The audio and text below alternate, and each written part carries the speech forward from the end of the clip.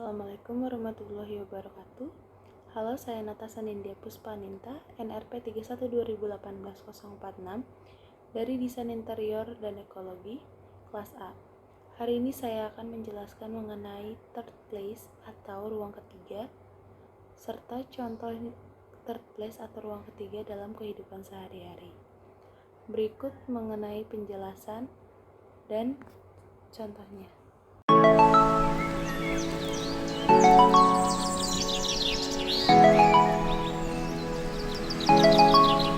Pengertian third place atau ruang ketiga menurut Laris dan McDonald adalah tempat-tempat publik yang diadakan secara tetap, sukarela, dan informal untuk kegiatan informal, seperti berkumpul bersama keluarga ataupun teman.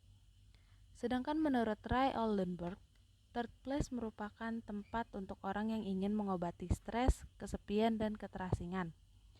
Atau bisa dikatakan third place adalah suatu tempat yang bisa dijadikan sebagai tempat berlindung sementara dari rasa bosan.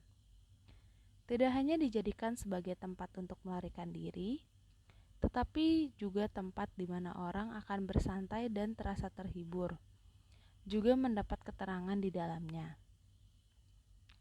Ditinjau dari sejarahnya, fenomena ruang ketiga atau third place muncul pada tahun 1980-an di Amerika. Awalnya, keberadaan ruang ketiga tidak terlepas dari perkembangan revolusi industri yang terjadi di negara-negara Amerika, yang memisahkan antara tempat tinggal dengan tempat kerja atau kawasan industri, di mana tempat tinggal mengidentifikasikan rumah sebagai first place, sedangkan tempat kerja atau sekolah sebagai second place. Salah satu contoh dari ruang ketiga atau third place yang saya ambil yaitu Perpustakaan Nasional Republik Indonesia atau yang sering disebut dengan Perpusnas, yang berada di Jalan Medan Merdeka Selatan nomor 11, Gambir, Jakarta Pusat. Tempat ini dikategorikan sebagai ruang ketiga karena merupakan tempat di mana orang-orang berkumpul untuk membaca buku, baik mencari informasi yang dibutuhkan ataupun hanya sekedar menambah wawasan pengetahuan, dan menjadi tempat orang-orang yang khususnya mahasiswa mencari materi pembelajaran yang lebih lengkap. Selain itu, Perpusnas sesuai dengan ciri-ciri ruang ketiga atau third place. Untuk ciri dari ruang ketiga atau third place sendiri yaitu yang pertama, gratis atau murah. Yang kedua, terdapat makanan ataupun minuman. Yang ketiga, sangat mudah diakses. Yang keempat, melibatkan pelanggan tetap atau mereka yang terbiasa berkumpul di sana. Yang kelima, ramah atau welcoming dan nyaman. Dan yang terakhir, keenam, bisa menemukan teman lama ataupun teman baru di sana. Perpustakaan Nasional Republik Indonesia sendiri memiliki 24 lantai.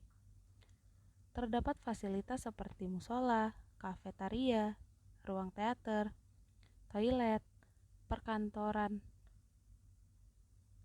ruang layanan keanggotaan, area untuk membaca dan mengerjakan tugas, layanan audiovisual, koleksi foto, peta dan lukisan, dan layanan koleksi bacaan seperti koleksi anak, lansia dan disabilitas, koleksi monograf terbuka, koleksi buku langka, koleksi monograf tertutup, koleksi naskah Nusantara, dan koleksi lainnya. Untuk layanan koleksi monograf terbuka, bisa mengunjungi lantai 21 dan 22. Di sana terdapat banyak buku yang dapat dipinjam secara bebas.